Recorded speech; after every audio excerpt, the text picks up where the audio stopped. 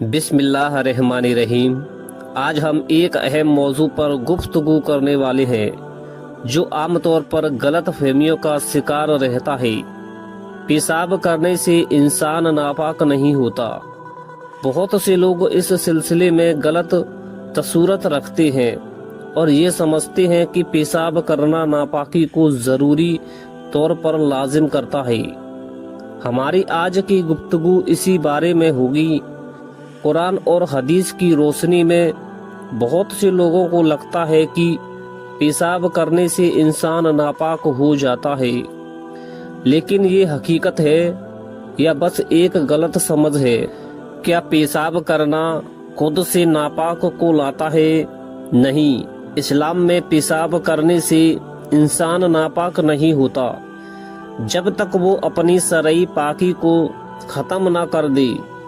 پاکی کا مقصد ہے کہ جب کوئی پاک حالت میں ہو اور پیشاب یا خارج ہونے والی کسی چیز کی وجہ سے وضو یا غسل فرض نہ ہو۔ پیشاب خود ایک فطری ضروری ہے اور یہ اسلام میں نفرت یا ناپاکی کا سبب نہیں بنتا۔ جب کسی کو یہ کہا جاتا ہے کہ پیشاب کرنے کے بعد تم ناپاک ہو گئے ہو، تو آخر اس کا مطلب کیا ہوتا ہے؟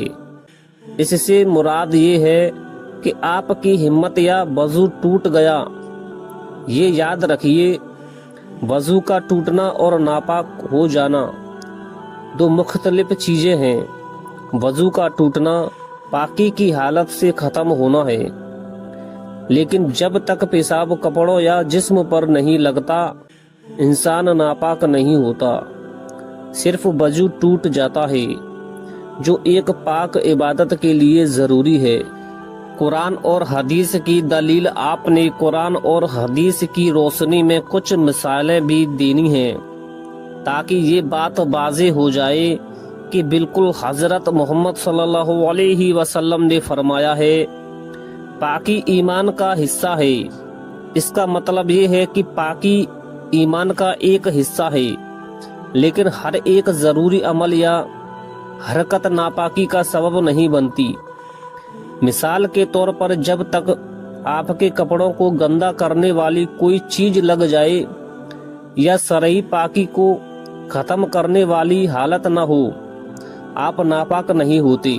اور یہ بھی یاد رکھیے کہ رسول اللہ صلی اللہ علیہ وسلم نے ہمیشہ صفائی کو پاکی کا حصہ بتایا ہے، لیکن صرف پیشاب کرنا انسانی فیلیٹ ہے جسے ناپاکی نہیں کہا جاتا۔ چلیے اب ہم یہ دیکھتے ہیں کہ یہ پریکٹیکل طور پر کس طرح امپلیمنٹ ہوتا ہے۔ اگر کسی نے پیشاب کیا اور پانی سے استنجا کیا لیکن وضو نہیں کیا تو کیا وہ پاک ہے؟ بالکل پاک ہے، لیکن وضو کے بغیر نماز نہیں پڑھی جا سکتی۔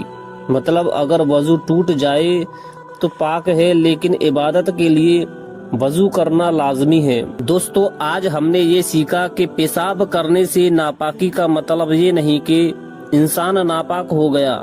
اسلام ایک دن کا نظام نہیں بلکہ ایک مکمل زندگی گزارنے کا طریقہ ہے۔ اس لیے صرف پیشاب کرنا ناپاکی نہیں لاتا، بلکہ وضو ٹوٹنے کا مطلب ہوتا ہے کہ اپنے آپ عبادت کے لیے پاک کرنے کی ضرورت ہے۔ بالکل ہر چھوٹی سی بات کو قرآن اور حدیث کی روشنی میں دیکھنا چاہیے تاکہ ہمارے دین کا اصل مطلب سمجھ میں آ سکے۔ دوستو، امید ہے کہ آپ کو یہ ویڈیو پسند آئی ہوگی۔ مزید دین اور اسلام سے متعلق گفتگو کے لیے ہمارے چینل کو سبسکرائب کریں۔ آپ کے کمنٹ اور سوال ہمارے لیے قابل اہمیت ہیں۔ اللہ حافظ۔